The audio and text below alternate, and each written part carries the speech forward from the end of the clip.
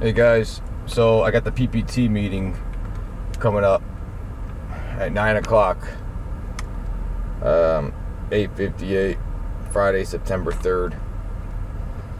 So this has to do with my son having to, he doesn't wear a mask for school. He has a medical exemption, and the school thought it was a good idea to put a plastic barrier / cage around him without even notifying me. And I said he's not going back to school unless you take the cage down. And the reason why I want the barrier / cage down is because it's totally ineffective. It's about 2 feet wide, my son said, by 2 feet tall, and there's holes on the bottom. So I guess in the school's mind, coronavirus cannot go above the cage, around the cage, or behind the cage. So it makes absolutely no sense.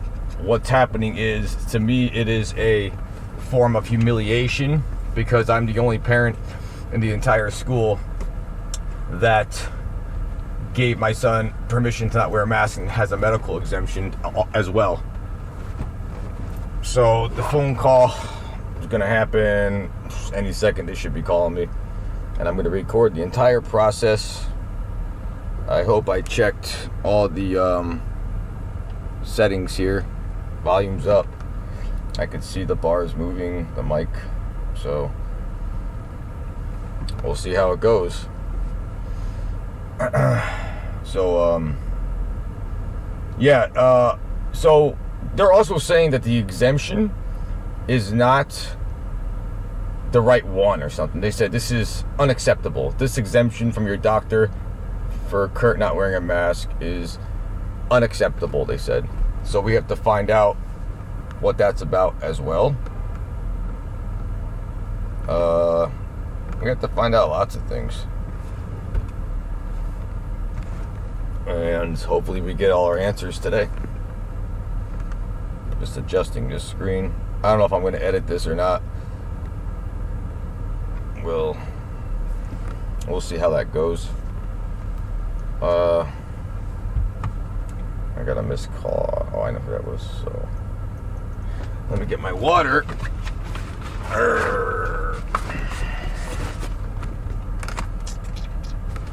Oh, what else? I don't know. Basically, they're just idiots over there. They want to... when everybody takes off the mask, they take off the mask to eat at lunch, okay? So, why doesn't all the other kids have the barriers, the cage around them when they're eating lunch with the mask off? That's what I want to know. They singled him out. They singled my son out, and they're going to... At least I'm going to try to get them in trouble for humiliating him like this. Because that's a form of humiliation. So are the mask. People can't even breathe out there. I can't save all the other people who are just going along with this. Vaccines. I'm sure vaccinations shots are going to come up on this. It's against our religion to have any kind of vaccine or injection inside our body. So unfortunately, we can't get any vaccines in our body. Yeah. We'll see how it goes. We're going to record the whole thing. The whole conversation. It might be a half hour, 45 minutes. I don't know. This computer has been good to me so far with long recording, so I hope it doesn't cut out. 9:02, they're late. They're late. Come on now, Hope Academy. You said 9 o'clock. We might have to call them. You might have to call them, guys. Where's my charger?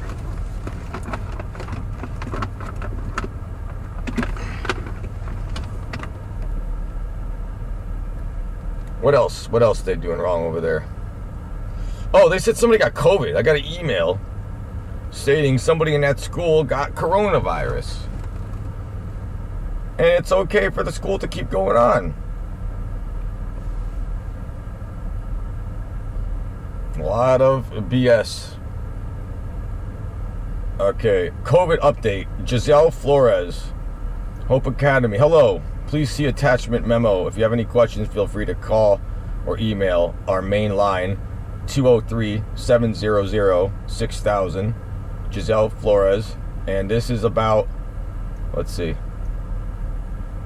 This is the, somebody got coronavirus in the school. Okay.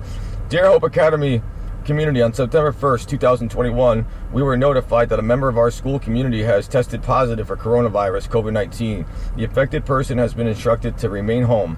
The last day this person was in the building was September 1st, 2021, which I think was like a Monday, maybe Tuesday.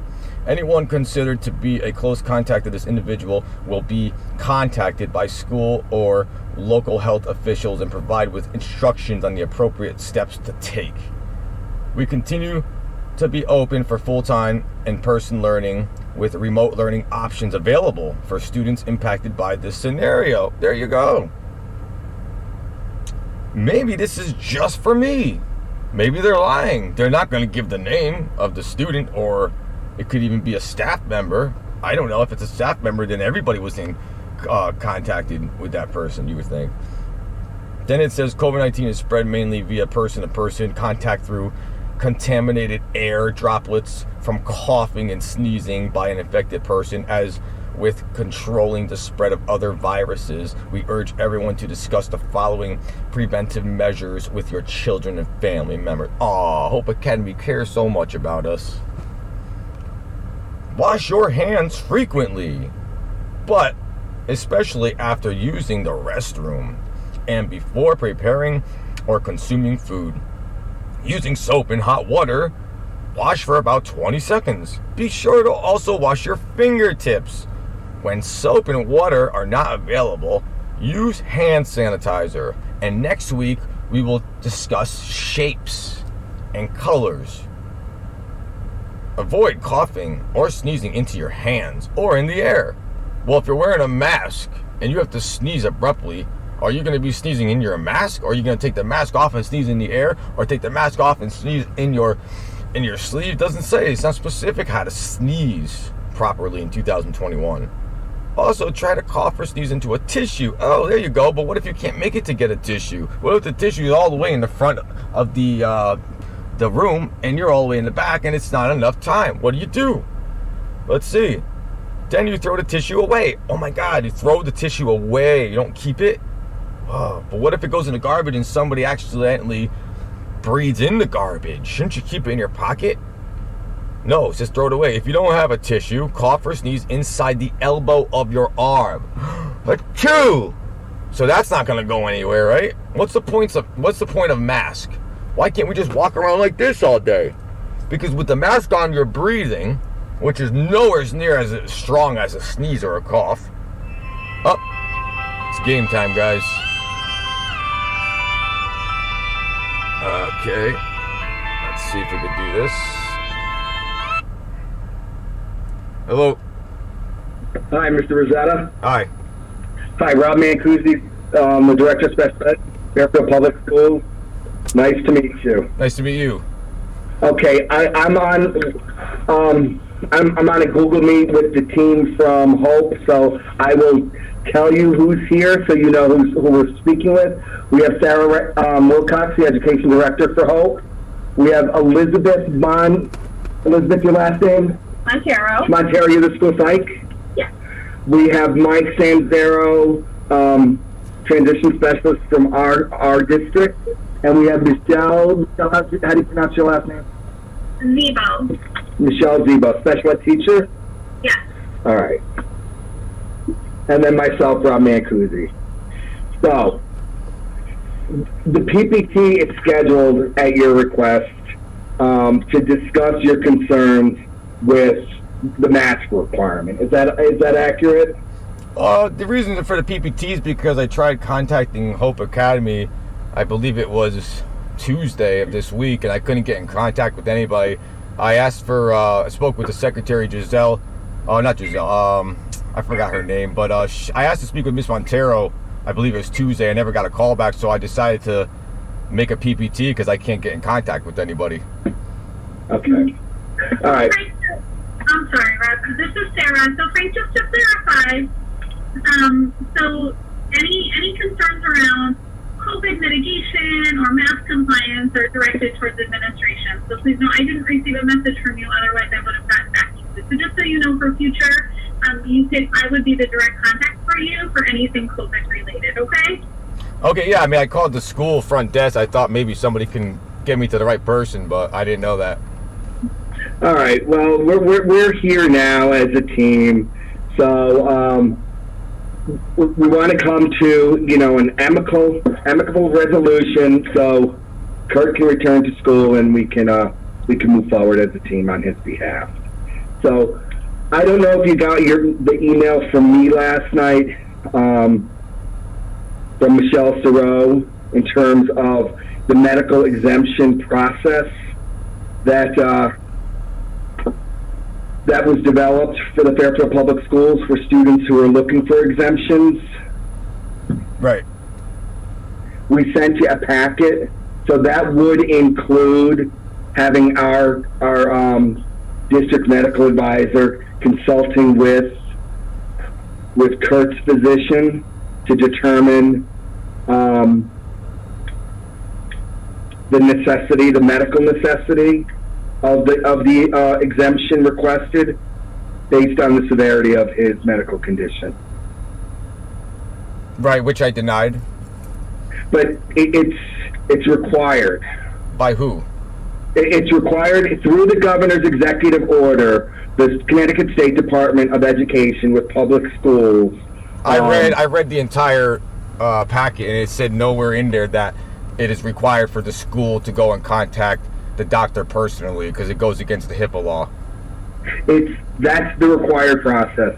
In order to be granted a medical exemption, there has to be consultation between our medical advisor, your doctor, to assess the severity of the medical condition and whether or not we can grant that. And it's very rare that students are granted medical exemptions from wearing masks because of the safety concerns. Yeah, but I don't know how much further this conversation is going to go, because like I said, like 5 times, I don't give consent for you or anybody to go into Kurt's personal medical history. I'm telling you, the masks are required for all students. Unless you have a medical exemption. Yes. And in order to be granted a medical exemption, there is an established process. And absent of following that process, there's no medical exemptions granted. So exactly where on the pamphlet does it say that the school has to know Kurt's medical exemption reasoning? What paragraph is that? I can get you part of the Connecticut State Department of Regs. If you look at the AAA document, the Connecticut Reopen document, guidance that was issued to Connecticut school districts for the fall of 2021, which I think I sent to you, there is page 3, there's a whole page on mask wearing. Did you see the article where it says such documentation as the exemption? I did. Can I please read it? It's only a sentence. It'll only take 5 seconds. Well, I would like to read it. Can I read that, please? Is that allowed? It's one sentence. Go ahead. Okay, thank you for your permission. Such documentation shall not be required to name or describe the condition that qualifies the person for the exemption. All right. And I could tell you, the Executive Order 13A provides more specifically for schools that nothing in the order shall limit the authority of the Commissioner of Education or the Commissioner of Early Childhood to issue operation rules, including but not limited to mask and mask covering.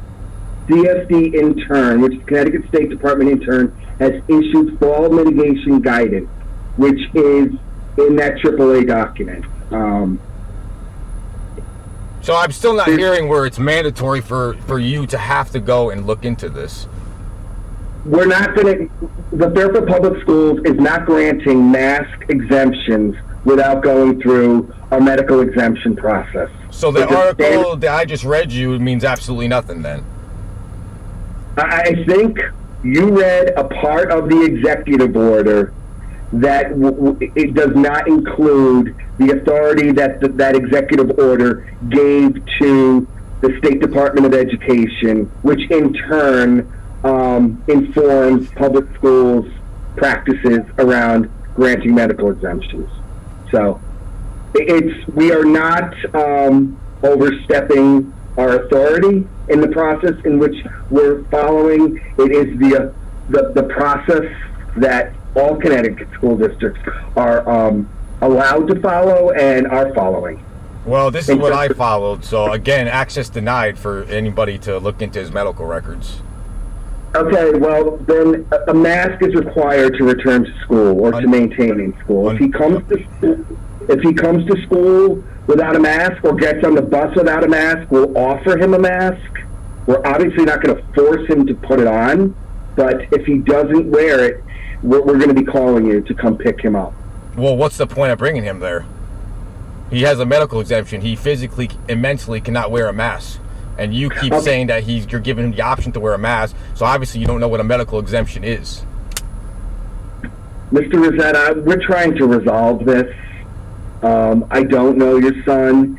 If there is something disability related to him that interferes or that causes issues disability related to him wearing a mask, that's another issue we can discuss. But again, we would then discuss additional mitigating strategies that we can implement to maintain the safety of all, while we talk about providing specific instruction and programming around increasing mask wearing compliance. Right now in Connecticut schools, all students are required to wear masks. If students get a medical exemption, that's one way to provide some relief from mask wearing. If there's something related to their disability as determined by the PPT, and the PPT can program around trying to increase that mask compliance to the greatest extent possible, that's the second issue. But right now we don't have any information to indicate that Kurt is not able to wear a mask because of a medical condition or some disability related. Sure you do. I gave him documentation that the bus company sent over saying from his doctor that he has a medical exemption, he cannot wear the mask. Sure you do. You have evidence. You have proof. So we got the letter from the doctor. Correct. So we then in turn sent you the our medical exemption paperwork to complete so our medical advisor can speak with your doctor. Which I don't give you permission, correct? Well, it's a collaborative effort here. Medical exemptions are only granted when there's collaboration between the district and the parents. Well, unfortunately, I can't allow you to go into his personal medical records because there's no reason for that. I gave you a doctor's note with saying he can't wear the mask. That should be good enough for the school. And if it's not, then that's not my problem. So where does that leave us, Mr. Zeta? You tell me. Kurt's willing to go to school. Let me ask you a question. He has to wear a mask for the safety of others, correct? And for his safety and the safety of others. Correct. So when everybody's eating lunch and nobody's wearing masks, how does that work? Sarah, can you talk about how lunch operates at Hope Academy? Sure. So, Frank, obviously students need to eat for us to be fully in person for a full school day. So we are spacing students to the greatest extent possible between 3 and 6 feet. We are taking masks off completely and then putting masks back on immediately. We're, implementing enhanced cleaning protocols, hand washing and hand sanitizing. So again, this is about implementing the mitigation strategies to the fullest extent possible while still preserving in-person learning for our kids after they've been out of school for such a long time. So is it fair to say that nobody can catch coronavirus while they're eating their lunch? So Frank, I think, I'm sure you've been following the community spread. Certainly, there's a lot of spread in our community right now. And we're not saying that, Hope Academy is an environment where there couldn't be cases, right? But it's, again, about implementing the mitigation strategies to the fullest extent we can while still operating school fully in person, So, which is pretty much right, but wouldn't it make sense to put the plastic barriers like you did to Kurt when everybody's eating their lunch? Wouldn't that make more sense? Yeah, so Frank, I don't think it's going to be productive for us to, go minute by minute through the day. I'd like to keep our focus on Kurt. We've shared what our mitigation. Well, the strategies focus is are. on Kurt. You made him put a barrier around him without a mask, and there's other people in the school that doesn't wear a mask, and you didn't do that to them. That is about Kurt. You singled him out. Mhm. So, Frank, we are following the guidance that Rob was sharing from the Fairfield perspective as well. The guidance tells us that if students do not have a mask on because of an exemption, then we, need to look into what other mitigation strategies that we could implement to accommodate the student in school without the mask. And that's exactly what we did, frankly, without any notice that day. So I think we were very accommodating under the circumstances. Why was I not notified about the barrier, number one? And number two, why was Kurt allowed in school for the entire day if you told me just now he's not allowed to come into school without a mask? Explain that. But I have to tell you, Frank, when I found out, I actually reached out to Sarah. Is that accurate, Sarah? I reached out to you the second day with the concern after I saw your email, and I called her and I told her what our procedures were, and I think theirs is the same, and so we discussed the need to have to speak with you. So the school put the entire school at risk with Kurt being in there for the 8 hours. That's not good. Well, they used the additional mitigation strategies at that time. They increased social distancing, and they used, the barrier. Yeah, that barrier, boy. I saw that online. That's definitely smart. That's the smartest thing I've ever seen. I don't know why I wasn't notified about the barrier either. Hey, Frank, we're going to put this plastic barrier around your kid that's going to protect coronavirus, so it can't go above the barrier or on the sides or behind the barrier, only in front of the barrier. To reiterate, So, Frank, this is Sarah. Just to reiterate again, we did not have notice that Kurt was coming into school with a medical exemption. We received the letter that very morning. We acted in good faith to have Kurt in school, thinking on our feet and acting as quickly as we could, being very sensitive to, the fact that Kurt had not been in school for a very long time in person, and we were doing our best for a student with a history of school refusal to try to help him transition into the school year with the circumstances given to us that day. So I'll leave it at that. If our doctor could speak to your doctor, this could be resolved quickly. Again, I don't know how many times I have to repeat myself. You don't have my permission to do that.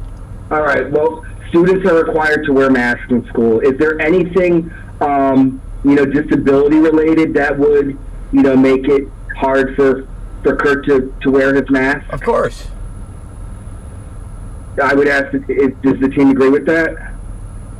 I respectfully disagree with that. So if he has a disability related, Frank, if we could just collaborate with the doctor. I know you said you're not going to give us consent. No, because I don't have to. That's why. I don't have to give that consent. And I know my rights, and I don't have to do that, so I don't know how this is going to get resolved. We have a program ready to implement. He can return to school. We can have the bus pick him up. He's going to be required to wear a mask at this time. He can't wear a mask. He has a medical exemption. That letter was not sufficient. It was one sentence. What would you like it to say without violating his rights? What specifically is the reason why he needs to be exempt from? That would be going into his personal medical reason. It goes against the HIPAA law. I think if you called the state and asked them for guidance on how school districts should apply. I don't need to do that. You have a medical doctor note that I gave you that he cannot wear a mask. That should be good enough. If it's not, that's your problem. It's not my problem. That letter's not sufficient. Sure it is. It's totally proficient because it's signed by a doctor. Frank, it doesn't say anything. That's because it doesn't have to say anything. You don't need to know his reasonings, and it clearly says right on the Governor Lamont says it right there. I read it to you already. I don't have to give you the reasonings.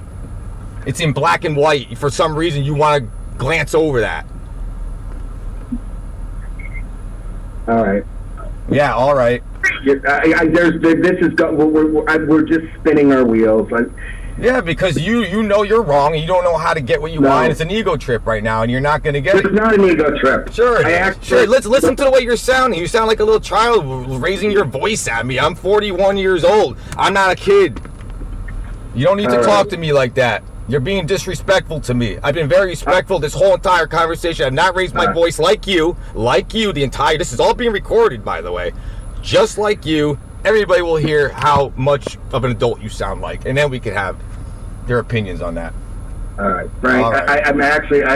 I'm sorry if I'm raising my voice. I'm just trying to speak loud so the people on. No, you're not. No, you're not. You're raising your voice at me. If you would like to come in, I would love to meet with you one-on-one so we can look. Well, that's going to be a problem because I also have a medical exemption. So how's that going to work? Would you like a doctor's note from my doctor as well? And then I'd be glad to do that with you. Frank, if you tell me you're fully vaccinated. Sure, I'm fully vaccinated. Do you need evidence of that? No. Okay. I will take you on your word. If you can walk through the lobby of our offices with the mask on, then when we get to my office, if you're fully vaccinated.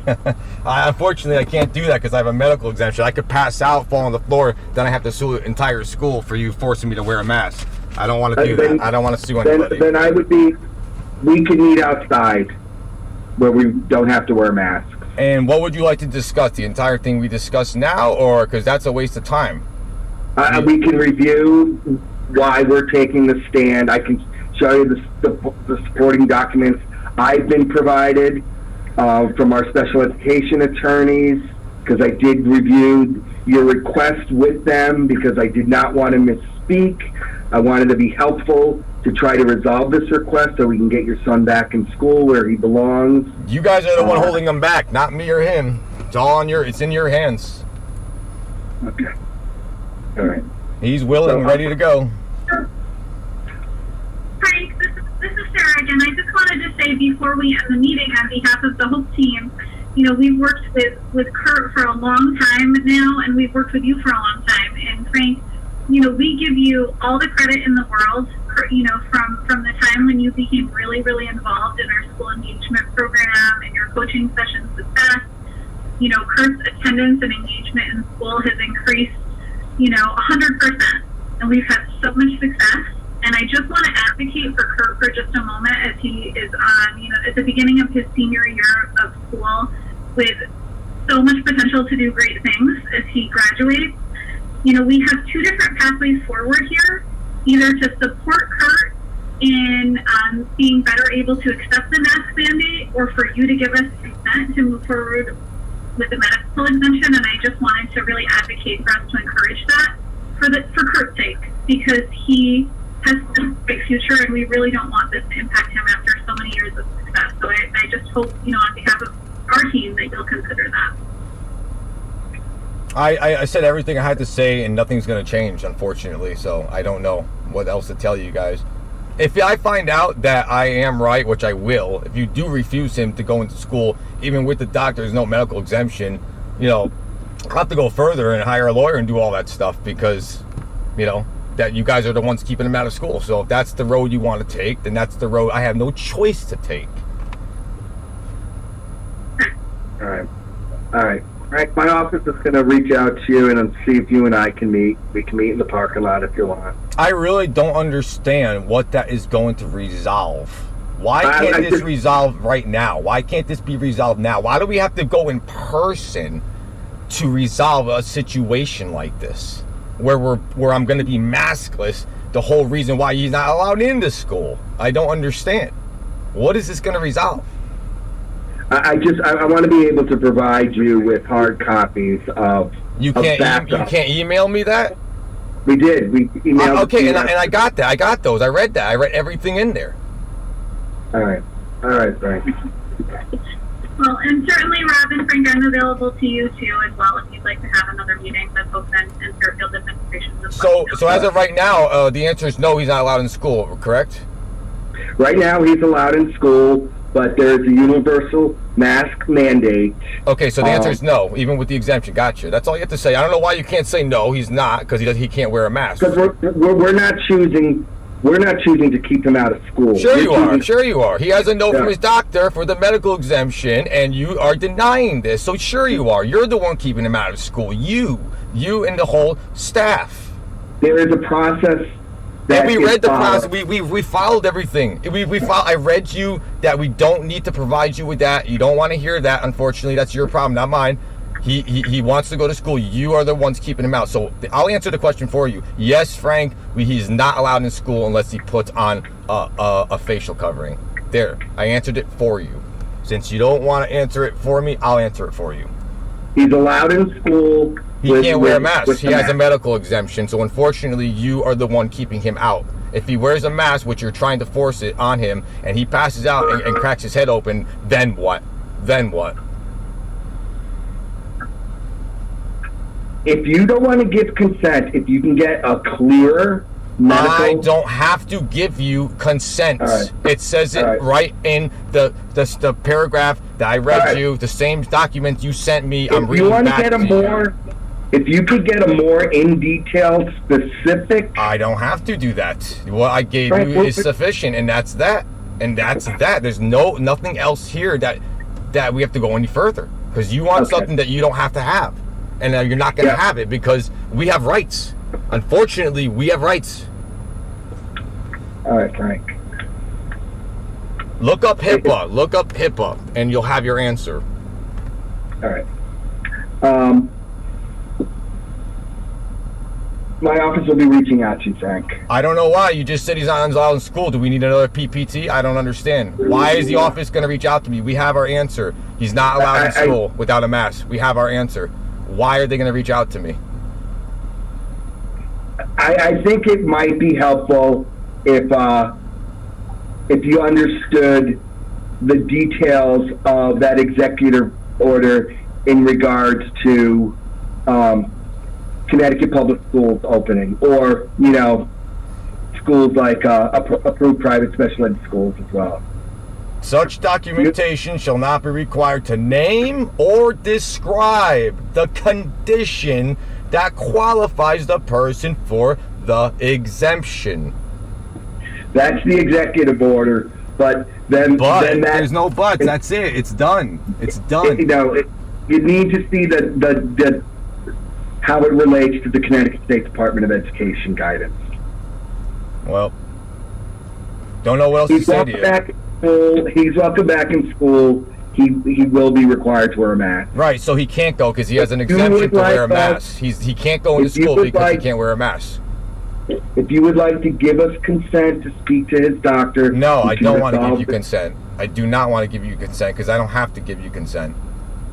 If you'd like to give us a more specific... That would be going into the documentation shall not be required to name or describe the condition.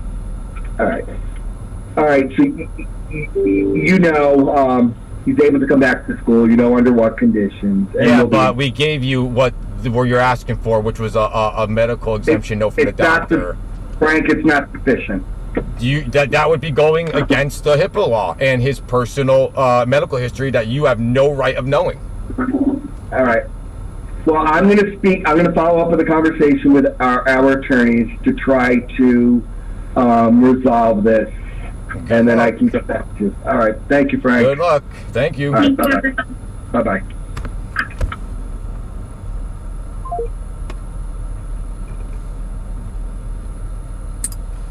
What do you think, guys? Are you kidding me? How many times do I have to read that to him? This is what they sent me. And I read everything on it. And this right here says that it's not required to name or describe what he wants. He wants this. He's not going to get it. It's right here in the executive order. So, where do we go from here? He changed his tone, didn't he, when he found out he was being recorded, didn't he? I think he did. He quieted down all that, and he wants to meet in person? What is that gonna do? Hi, Frank. Since we're in person now and not on the phone, now I was wondering if you would change your answer. What? Why would I change my answer if I'm either on the phone or I'm talking to you in person? Anyway, guys, I don't know how long that was, but there you go. This is what a parent has to deal with in 2021. You try to follow the rules, and you still get, crapped on. They didn't answer the question about how the shields, why doesn't the kids when they eat lunch have the shields? And I asked them, is it fair to say you can't get coronavirus while you're eating lunch? No answers, no answers, no answers. Give us your son's medical records history. Give us his private information. Give us. This is what you're going to get. And that's what you did get. Because you're wrong. And your lawyers are going to tell you the kid has rights. The parent has rights. Let's get lawyers involved in this. That's a good idea. Anyway, guys, I got to go back to work. I got a real job and a real living to do rather than harass parents with signed documentations from professional licensed doctors. That's not good enough. That's not good enough for some reason for these ass clowns. So, I don't know. Anyway, we'll see how this goes. I mean, they're holding him back from school, so. Alright, well, I don't know what else to say, man. Just showing you a normal day in 2021 when the wolf meets the sheep. I'll see you later.